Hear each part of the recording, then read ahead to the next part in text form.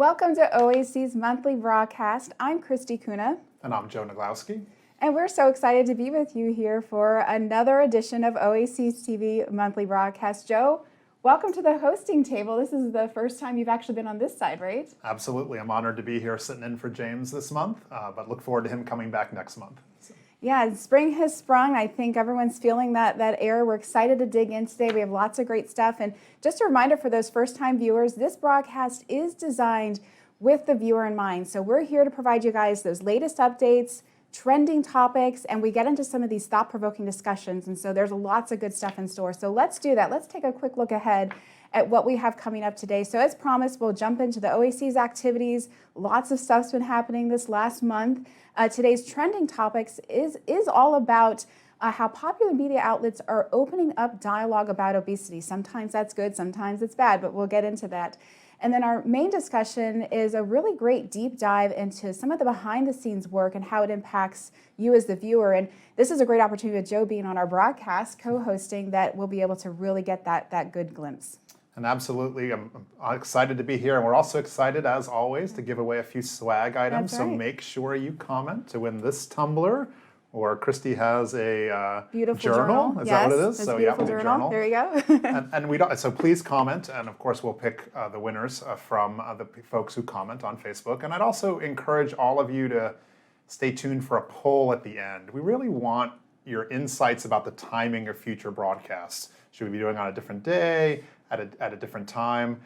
But you can always, of course, if you're not here on to the end, you can or if you're watching this on a recording, you can always reach out to us and share your opinions. And you'll see this poll on social media as well about, hey, should we change the time of the broadcast? Yeah, I think we're still trying to find that sweet spot, right? To figure out, we get a lot of great live viewers, but we get a lot of not live viewers, which is great too. But we want good participation and interactivity. So speaking of that, let's dig in and say hi to some of the folks that we see joining us.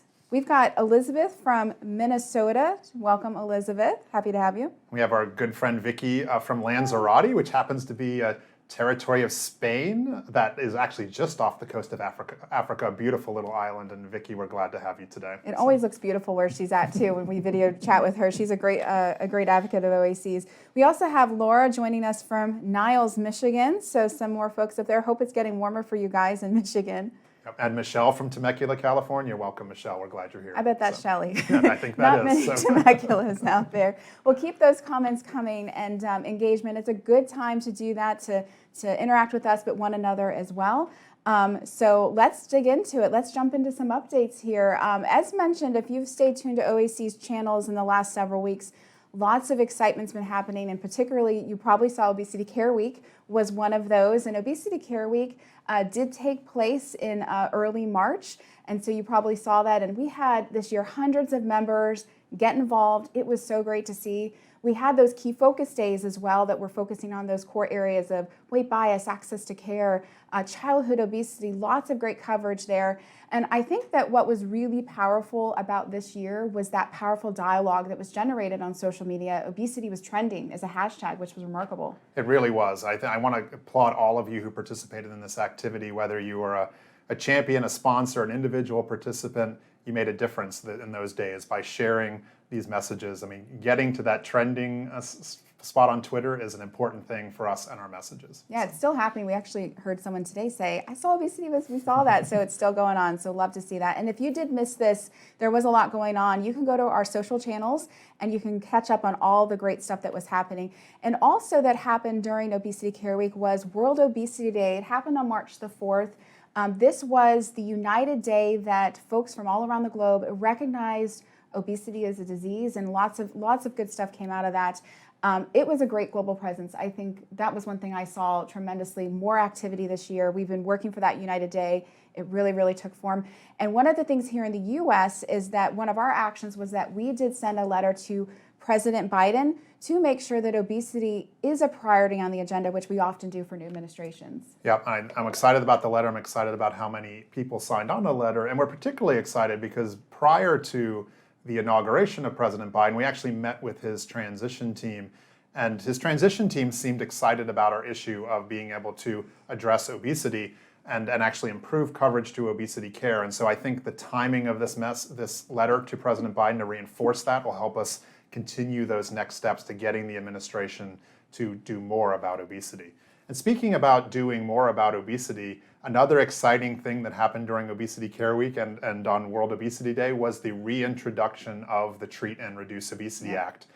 You know, as part of us getting this bill reintroduced, we held virtual legislative visits. That's a big thing that's different about legislative visits these days. We can't do them in person, we have to do them virtually, and I want to thank all the folks who are involved with those.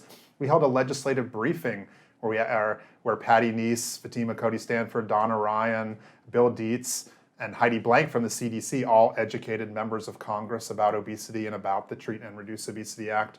And we were excited about the response that we received from you writing your members of Congress to urge them to support the Treat and Reduce Obesity Act. And by the way, you can still do that. Remember that the Treat and Reduce Obesity Act has to be reintroduced every time there's a new Congress. Obviously, that started January this year. So even if you've written your member of Congress in past years, we need you to write your member of Congress now. So you can take action, and you can do it quite easily by visiting obesityaction.org/TROA. It'll make it really easy for you to write your legislator about the Treat and Reduce Obesity Act. It's important that we get the word out and get the support up, because I think we have the greatest opportunity that we've ever had to get this legislation passed. Absolutely. And those individual actions really make a difference. And like you said, if you've done it before and you think, I've already done this, I've submitted this, do it again, because that's how we really keep on this and continue the momentum that we gain by doing these types of things. So lots of good stuff, I think, to unpack. But we do want to jump into a trending topic. And we talked about things that were trending recently, which, you know, kind of brings obesity into the spotlight more. But most recently, we had two major media outlets that published articles and drew attention to obesity. One in Vogue magazine, which is something you probably see checking out the grocery store or just, you know, anywhere that sells magazines. And USA Today also published an article that featured OAC's own chairwoman, Patty Neese. You see a couple of those images there. So what this says to me is that, you know, these are some great conversations and topics put out there. Obesity is in the spotlight, but oftentimes you look at the give and take of that, right? That the articles also had some things in there that maybe were not so great that would, you know, impact our community. So let's, you know, talk a little bit about that. Yeah, so I think, you know, one of the things that I was most excited about is that the articles both recognize the underlying theme of weight bias, right? They really brought to light this challenge, right? So when we're talking about vaccination, right, people have opinions about who should have access to vaccines, and really for the first time, and we'll talk more about this with our guest later on, that people with obesity for the first time maybe have an advantage over other people. They because be able to gain the access to the vaccine earlier. But I think importantly, you see some quotes that have come out of these articles that I think it's important that folks recognize. So one, you know, recognizes the fact that most of us who live with obesity have experienced some bias and some shame from our weight. So I was excited to see those kind of quotes, that the mainstream media is actually recognizing that those of us that live with obesity often are shamed because of our body weight. But then you saw, again, the bias issues arise. You know, the second quote you see there, I'm annoyed obese people of all ages get priority vaccine access before all essential workers. First of all, I have two comments about this piece. First of all, we don't use the word obese. People have obesity, right? We are not our language. We're using right people first language. And second, remember that all our asks have been, when it comes to vaccine, that people with obesity be treated just the same as people that had any other chronic disease.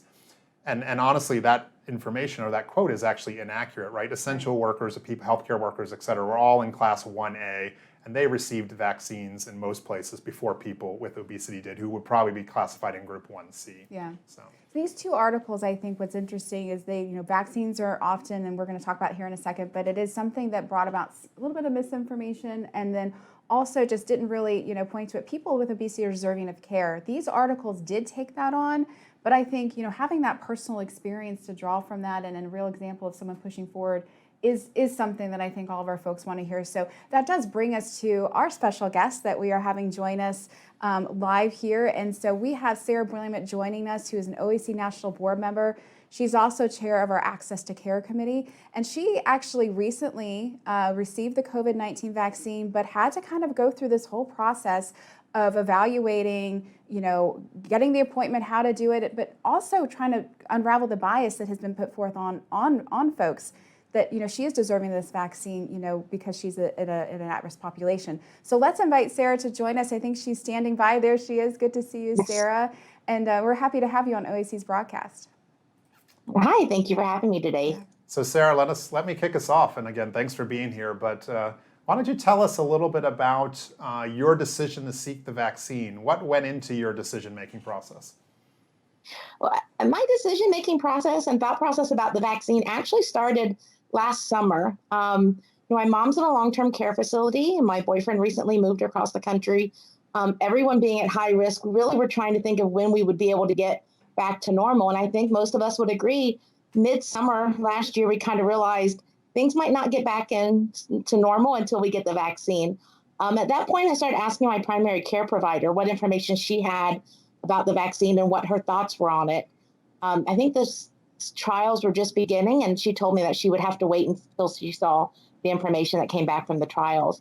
My concern at the time was usually for any medical research, only otherwise healthy people are part of trials. So I was concerned that being a vulnerable population, that were we being included to see what the effectiveness, of the vaccine was going to be.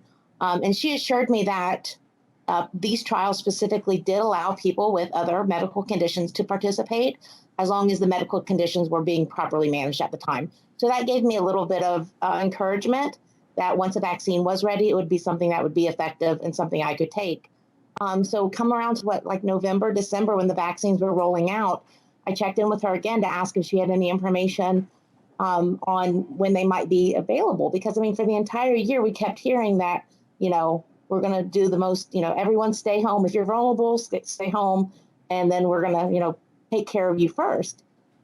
So, once they were rolled out to healthcare workers, essential healthcare workers, and they started to open up sites around our area, my doctor actually told me I would be contacted by the hospital. And I wasn't, and I'm not the type to wait around.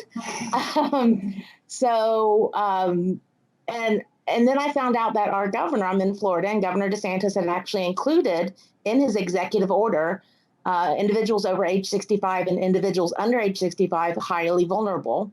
And yet there was no sites in my area that offered to anyone under 65. So I started to, raise my voice a little bit. I even called his office.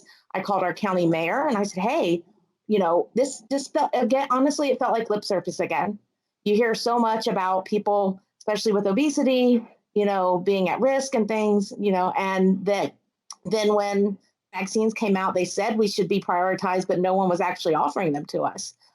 Within a day of me raising my voice, and I don't really think my voice had much to do with it because the county was working on it, but a local site did open it up to anyone with highly vulnerable conditions per the CDC. And so obesity, severe obesity is one of those. So I woke up at 7 o'clock the next morning and did what most people do, refresh, and got me an appointment.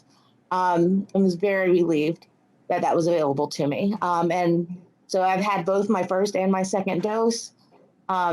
Very relieved that I was able to get it.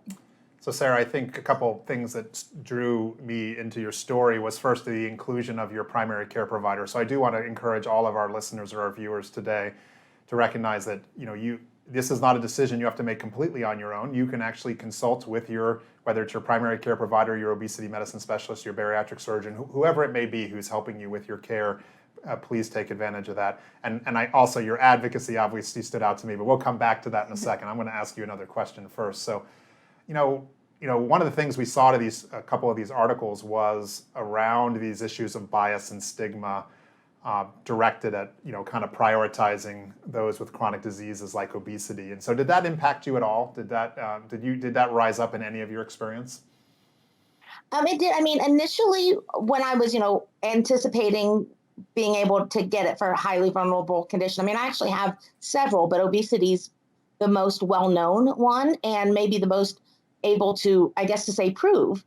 And so I did wonder what, were they going to ask for a letter? What type of proof were they going to ask for? And never was I asked for anything other than, I had to just, I guess, ascertain, state that I did meet the criteria. And then at the site itself, only medical questions were the general medical questions they're asking anyone who's getting a vaccine, which is more like, have you ever had allergic reactions, and have you recently been diagnosed with, COVID? So nothing specifically. Never was I asked, what is your condition? Why are you getting this? Other than by someone in line who at first, she asked, can I ask how you got this appointment? And of course, initially my defense, raises up a little bit. And I said, well, I have one of the conditions on the list. And she asked me what, and I said, well, obesity. And she said, the reason she was asking is she had a daughter my age, and her daughter has some breathing issues, and she was trying to figure out how to get her daughter, wondering if her daughter would qualify. So, I mean, she had good intentions, but of course, whenever you're asked that, you start to get defensive, like, I deserve to be here type of situation. Yeah. Speaking of getting defensive, I think one of the other things that was highlighted in the Vogue article was there's some mistrust in the system for those of us with obesity because we often are deprioritized, not made the priority. Any thoughts on that, or any experiences with that? So. Well, like I said initially, when the governor's saying he's including vulnerable conditions in his executive order, and yet no sites were following that, I was saying it just sounds like lip service. I'm tired of being told, it's a faux concern. I think we often see it whenever something about obesity is brought up. Everyone's so concerned about our health, yet when it's finally time to help us protect ourselves, we were left out. So I'm glad to see that's finally changed, and that they're actually, acknowledging that we're high risk and acknowledging we deserve access to care just like everyone else, just like all the other vulnerable conditions on the CDC list. And that's what I kind of told someone. I said, I didn't make the policies. I'm just finally following them. And I'm hopeful that this is really, the catalyst to make that overall change. That Vogue article so well laid out why obesity is a disease and why we should be okay with saying we have a disease, why it's okay to admit we're at high risk for COVID. And there's no reason not to get the access to care. I completely understand people's hesitancy as have had negative experience in healthcare in the past, but I kind of feel like this is our moment. The message is finally getting through, and just take it as this moment. So despite any other negative experiences you might have had with healthcare, just remember the focus right now is COVID-19 and protecting ourselves. And not only are we protecting ourselves by getting vaccinated, we're protecting others. And I just got to give a shout out, because you mentioned the comments in the Vogue article, but a shout out to Dr. Fatima Cody Stanford, who really, I think, in her remarks and that, and as a frequent contributor to OAC and one of our advisors for her work along those lines, because I think it was important. And I think that message was well received by many, many people, and maybe now finally is time that people are ready to receive that message, and maybe one of the odd or different kind of benefits of COVID, as we talk about COVID and thinking about it as a benefit is a strange thing, but worth acknowledging. And so, Sarah, one final question before we let you go, but you talked a little bit at the beginning about how you started your advocacy for yourself to be able to gain access to vaccination. Do you have any tips for anyone else who is actively considering getting the vaccine? Well, I mean, as you reiterated, certainly if you have any questions, speak to your healthcare provider. Even if I know a lot of people post on social media asking other friends' experiences getting the vaccine. So, hopefully that might be helpful. But look up your state's, qualifications and their priority list. And I will say in the past few weeks, the priorities have really been expanding rapidly. So dates have been moved up. So certainly you might be eligible right now and not even realize it because you might not have checked the past couple of days. So certainly check with your states, check with your doctor. And I know states do have different recommendations, but for anyone who thinks they need to prove something, I know a lot of states are not asking for documentation. You can just, state that you have the condition and show up and get your vaccine. So there shouldn't be any fear of going to the site and having any type of bias against you at the site. Yeah, I think that's actually one thing worth acknowledging is that oftentimes these vaccines are being delivered in non-traditional medical settings, right? They're not delivered in that doctor's office where you might have experienced before. It's through a drive-in or through a separate system that just does vaccination. So I think there's actually probably a much lower chance that you face stigma if that's something you regularly face in your doctor's office. So Sarah, thank you so very much for being here today. And Christy, I'll turn it back to you. So. Yeah, Sarah, thank you so much for sharing yourself. Sarah is a really one of our, what do we call a bold advocate, right? We can certainly learn a lot from Sarah. That's why I think it was good for her to share her perspective on that. We had a couple folks chatting about this as we were listening to Sarah, and you know, one of the things that we're talking about is Kevin had shared that he noticed there's been a surge in fat shaming articles that have been trending online lately. And I think that does say a lot. It says that this conversation is heightened. And then, of course, we talk about vaccines, you know, and even Sarah's experience, people asking, well, how did you get it? And trying to evaluate, I think it's an interesting thing to observe.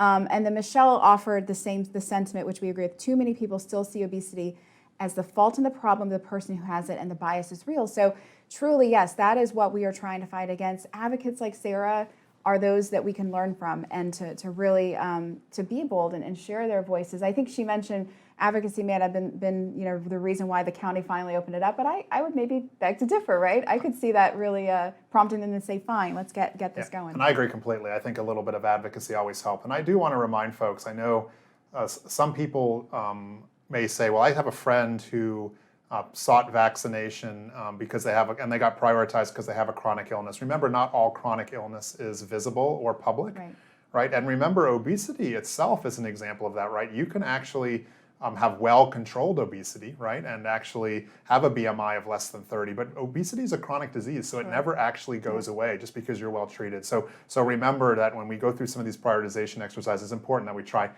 not to judge and respect people's privacy when it comes to their medical issues. So. I know we've been staying on top of this from the OAC's perspective. You had a recent meeting actually with the CDC to talk about resources and tools for those at-risk populations. So I'd love to hear more about that. Yeah, so we're honored to be contacted by the Center for Disease Control, which is a group we work with relatively often in some of our coalitions and things like that. And they actually just came to us to present all of the different information they offer around COVID vaccination, seeking help, treatment, et cetera. And I was just so impressed with the content. You know, whether it's their FAQs, their facts and myths, what to expect at your appointment, and what, you know, it's in all kinds of different languages, all different kinds of reading levels. And so I'm pretty excited that that information's available. And so we've summarized that information, and it's available on the OAC website at obesityaction.org/COVID-19. And I will just remind you guys, if you ever have a question around COVID, it's actually an important place to go back and check our COVID-19 resource, because we keep that regularly updated with excellent content. And so I would encourage you to take advantage of that as any questions arise. And again, if you have questions that aren't answered, you just always let us know, because we're looking to always further that content as well. Absolutely. And it's evolving, right? The information is constantly evolving. It's been almost a year since this all kind of started, and things are still changing, so we'll keep up with it. You know, in Sarah's experience with the vaccine and her story about how to get access to it is such a great example that it really does take a combined effort to make change, not only the individual voice, but if you think about meetings like the CDC and trying to push forward the agenda of people with obesity and letting our voices be heard is so crucial. And so, you know, this really does speak to that greater central place that we need to be at. So, you know, the greater work does really lead, and you, Joe, you get to help influence this change all the time. And, you know, we talk about things that you know, on the broader scale, from policy, research, you know, working with payers and providers. And, you know, those areas don't get in the spotlight, but we really do a lot of work, and that greater work really makes an impact. And so I think now is a good time to shift gears and really take advantage of this opportunity with you sitting here co-hosting to really get that deeper dive, that inside look at some of the more behind the scenes work that happens often, but, you know, you don't hear a lot about, but how does it impact the person at the end of the day? So, you know, this was such a good opportunity since you're joining us, because, you know, we know here that the work, Joe is a super busy person. He, I think in pre-COVID times, I think travel was, I mean, a couple days a week, maybe sometimes. Yeah, probably 60% of my schedule. Yeah, so obviously that's changed. Lots of virtual engagement happening, but let's talk about that, because some of this bigger work that is happening that you get to lead, you know, it's not just about Joe, you know, doing the work. It's you know, doing the work on behalf of the organization, but Voice is also making that possible for you to do. Absolutely. You know, OAC fundamentally is a grassroots organization, and I do recognize there's lots of work happening that members might not be aware of, right? But they may not also recognize how it impacts them as well, right? And again, a lot of our work is, working to address this issue 5 or 10 years from now. Some of it will change our space tomorrow, and some of it will change in a decade from now. So maybe we can dig a little bit dig into that, and feel free to share your thoughts and questions with us in the comments section during this segment, and we'll try to pick some of those up if time permits. So what we're really talking about is these many forms of advocacy. We talk about advocacy a lot as an advocacy organization, but what does that mean? And so one of the first areas I think that's important to dive into is policy. We talk a lot about policy, but that's pretty broad, right? Like when we think about policy, we think about sometimes just a Capitol building or things that really don't impact you. I can't do much with that, but there's a lot of work happening behind the scenes to make that come to light, and where voices can really, really help. Yeah, absolutely. So policy is very broad, right? It could be local policy, state policy, federal policy. It could be with elected officials. It could be with regulators, people who are work for the state or work for the county or work for the city or work for Medicaid or work for Medicare. There's lots of opportunities to influence policy, and we spend a lot of time across the board looking to influence policymakers. But I will tell you more than anything else, and I think you've heard us repeat this many times before, is the thing that influences policymakers the most is actually hearing from someone who is personally affected, someone who is going to benefit from this personally because they make that change. And I'll just tell you how influential your stories are. And because we mentioned TROA earlier, I'll mention it again now. This year, when we had the Treat and Reduce Obesity Act had to be reintroduced, we actually had to recruit one new Republican champion. And it wasn't because they weren't a champion anymore. This Republican actually got promoted into leadership. And so when you're a leader in the Republican Party and within Congress, you typically don't lead co-sponsoring bills anymore. So we needed to find a new co-sponsor, and we were actually struggling a little bit. Who's going to be our new one of our new Republican co-sponsors? And actually, we had a group of advocates led by Jody Mitchell, along with Nina Crowley, Ted Kyle, Lori Zeltzer, and others, who actually did a legislative visit in support of TROA to an Ohio office with Representative Wenstrup's office. And actually, that office was so moved, they actually said, you know what? Not only do we want to support the bill, we actually want to be the champion of this bill. We want to be the co-sponsor of this bill. And it was all because advocates like Nina, Ted, Jody, and Lori all stood up and said, let's go ahead and tell our story at this meeting. And so I will tell you that one thing I'm so excited about with policy, and again, another one of those unusual benefits of COVID, is that the world has changed when it came to advocacy. Typically, I would have had to have you fly with me to Washington, D.C., or fly with me to a state capitol to be able to address this. Now this is all done by Zoom or Teams or WebEx or your video conferencing software of your choice. And so everyone can be an advocate. Everyone can talk to their elected officials. And we at OAC are definitely willing to help you talk to your elected officials. So if you want to participate in this kind of work, if you want to participate, say, in an upcoming legislative advocacy day, we have one planned for May. All you have to do is reach out to us at info@obesityaction.org. Yeah, so that's an example of a couple of things, right? We talked a little bit earlier about writing and continuing the efforts of TROA, writing your legislator through our Action Center. But then you have that greater effort of trained advocates going on the Hill to really fight for something that they, through the power of the personal story.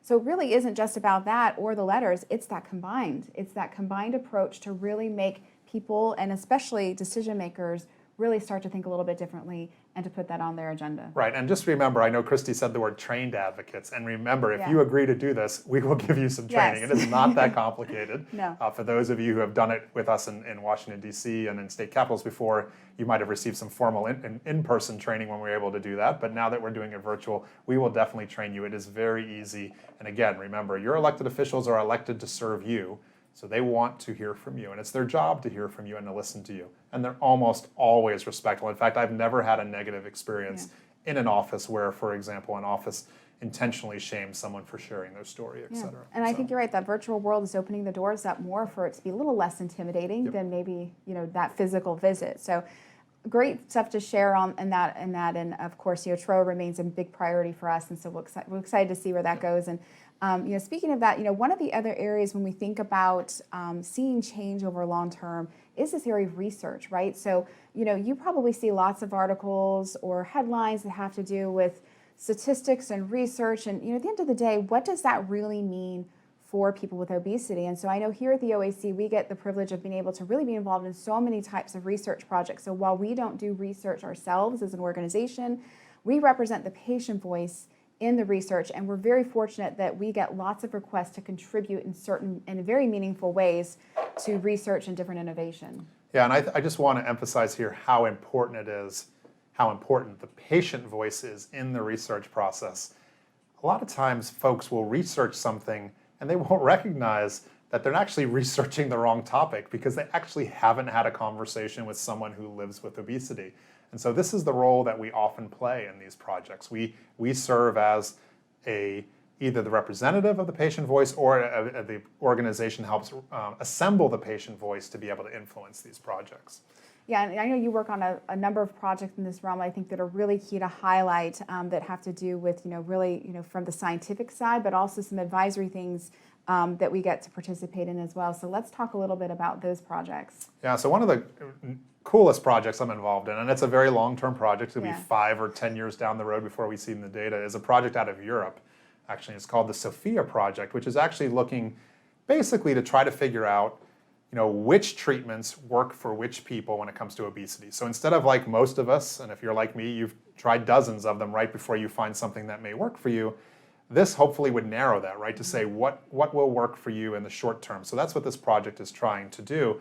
And one of the cool things about this project is it's all kinds of technical. They're looking at genetics and phenotypes and all this really advanced stuff, but they actually have an entire work package that is to actually listen to people with obesity, to make sure that as they actually try to group people into categories to figure out what treatments might work, they actually take patient views into consideration and patient needs into consideration.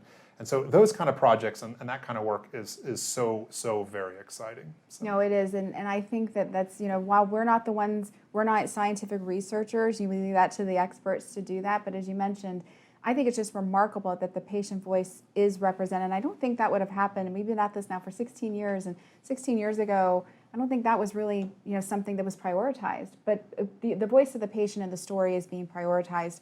And there's other activities I know that we work on so many perspectives, from being advisors to to other types of research. There's just so many opportunities that are happening. And so I think the point is, we want to rest assured the patient voice is represented. You spend so much of your time doing that. And another thing I just emphasize here is that just like advocacy, this is not as intimidating as it sounds, right?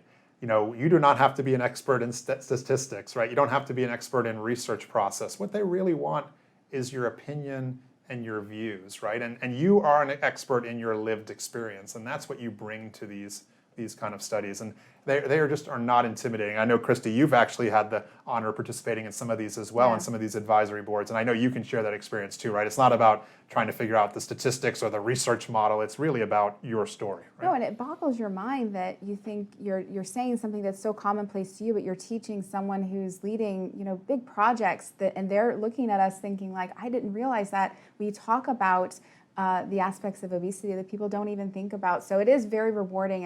And I think what I will say is that aside from those bigger opportunities and those projects, OAC often does put out surveys, not our own surveys, but we partner on other types of surveys that really advance research efforts and innovation. And so I think the call to action here is, when you do get those requests, take advantage of them. Oftentimes surveys just take a couple clicks, but sharing your insight, as well as sharing your story through that insight, is really what's really helping to move the needle in so much of this that's happening. So while we can't see it now happening, I think like in, 5-year project you talk about, in 5 years, I'm going to be really curious to see how that really has made a difference in a long-term impact. I agree completely. Yeah. I'm so excited about the future of research and the future of obesity care. Yeah, and so, speaking of future, and we think about some of the things coming down the pipeline, one of the other areas I know you spend a good amount of your time on is the influencing of public and payer attitudes. It's kind of this commonplace term. And truly, I think that's like, what does that really mean? We talk about this as really trying to make an impact through a payer, and what does that definition mean to someone who's viewing from home? Yeah, so a payer simply is who pays for your health care, right? And so, if you're in the US, that's likely your employer, an insurance company, the government in some way, or it may be you personally, right? Depending on your situation. For our friends who live in other parts of the world, it may be some different combination of that. But we do spend a lot of time trying to, improve access to obesity care, and the only way we can do that is to influence these payers. So. Yeah, and truly that is a concept I admittedly and start to kind of throw my hands up to say, like, I don't know anything about payers and that's not my expertise, but learning so much through kind of your efforts and the things that, OAC works on. And again, looking at that long term, sometimes you've had meetings after meetings after meetings, and it's not only until after the 10th meeting that something finally comes to fruition, but it's pushing on that and staying bold in your voice that's really making that difference. Agree, and I think we've seen progress in this space, and I just want to encourage folks to recognize that, yes, there are still barriers to access, but I'm seeing progress every day. I saw a presentation from our friends at the business group on health where they've just taken a view about obesity that almost matches ours at OAC, and actually the business group on health is made up of lots of large companies around the US and around the world, and we actually see them actually taking this issue on. So we see progress coming. And again, there's one way you, as personally, an action item you can take, because we know oftentimes in the US, your employer is driving what your insurance coverage looks like. So talking to your employer about obesity care, the importance of it. If you're being denied care, of course, tell them, hey, you need to add this to your benefit. But if you've benefited from care, let's have that conversation with your employer. Say, hey, you know what? I love our benefits here because you helped me improve my health by addressing my obesity. And I'm excited just because, as a spoiler alert, OAC is now, we're working on a project currently that's going to help make this concept a little bit easier to digest, working in insurance and understanding that landscape. So shameless plug, that's kind of a project coming out in the next couple months, but I'm excited, and it speaks to the greater education, but the importance of that in that work, and not only advocating for yourself, but a lot of this advocacy is about advocating for others along the way, which is such an important part of what we do. And I agree completely. And it's all, to me, and I said this earlier when we talked about legislative advocacy, it's across all of these areas. It's about the power of your personal story. If you're willing to share it, it doesn't have to be in front of thousands of people. It can be one-on-one, right? But it really does make a meaningful difference. And it's important that we have patients included in research, in education, in policy, in advocacy, because again, we're the ones who ultimately will directly benefit. So I would just encourage you to be bold, right? That's something that we've been thinking about. You used those words earlier, Christy. Yeah. We want people to be more bold and help make that change to improve the lives of people living with obesity. And Sarah is the example of that. She's a patient advocate. I know there's more out there, but sometimes it helps to know that others are doing that with you. So a great opportunity to stay connected to OAC in our work. And as you mentioned, personal stories, we talk so much about that, but they really do make a tremendous difference. And so there's a few ways that you can be part of sharing your personal story. We have actually a video sharing platform called weightoftheworld.com that is a collection of video stories where it provides really support for others to know that you can find and identify with a story, but share yours to support somebody else. So definitely check that out. It's really not intimidating. It is on video, but there are other ways that you can share your story. On OAC's website, you can do that in our community. And in social media, that's a great opportunity. If you feel so compelled, speak up and share your perspectives. It doesn't have to be your long personal story and history with obesity, but it could be an experience you had, positive or negative, but sharing your story is so important. We also have some reporting tools that are really key that, if you experience something, whether it's something within bias or access to care, we have some great reporting tools in our Action Center at obesityaction.org/action-center. And then always you can contact us, and we're going to help guide you. If you are just like, I just don't know where to start with any of this, info@obesityaction.org is the site or the email address you'll want to go to. So you can ask us how to get involved, share your story, and we'll guide you in the right direction. And I really do want to encourage all of you to raise your voice, participate in those research in trials or in studies, dialogue on social media, learn about legislation and support those health policies. Reach out and educate your employer and your insurance company.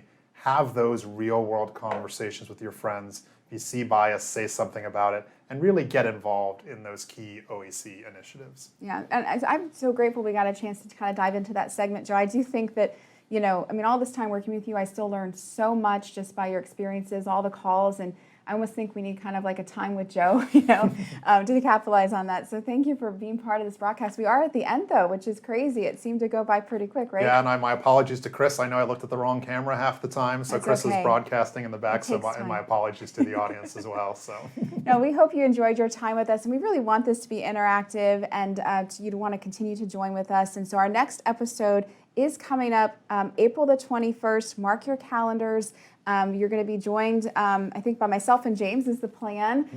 So you'll get to see James. He got a break this time as I got the break last time. So, but stay tuned to those social channels, as we mentioned, because there is going to be a poll after this, because we are trying to, like I said, find that sweet spot of when to do these broadcasts. We get a lot of viewers viewing now, but also after the fact. So we want there to be as much opportunity for interactivity. So check and stay tuned to our social media channels to lend your insight, a great insight opportunity that helps us better our programs and services. Yeah, and so let's give away a couple raffle Yes, items, let's right? do that. So Who do we have here? I think, so Kevin Stevens has won our tumbler, and it looks like, and I'm going to apologize for the last name, but it's Dawn Hurlebaus has Yes. won the journal. So The thank you official very much journal. for watching the broadcast today. Yes, and we're going to reach out to you via social media so you can claim these wonderful prizes. Thank you for joining along the conversation, and stay connected. Yeah, and I really do add my thanks for letting me participate today. I really do encourage you to connect with us, get involved. And I think one of the things we didn't talk about today, we talked about all the different ways you can be involved with us as an advocate, but another way you can support us is with a charitable contribution. And if OAC means a lot to you, we would encourage you to make a charitable contribution to OAC. I know all of us in the room do, and we would encourage you to do so as well. So again, thanks again for all of your support. It's my honor to be here today. I hope to be invited back sometime in the future. I think you made the cut, so I think you're good. And we'll see you soon. We'll see you next month. Thank you very much now. Thanks, Bye-bye guys. now. Bye.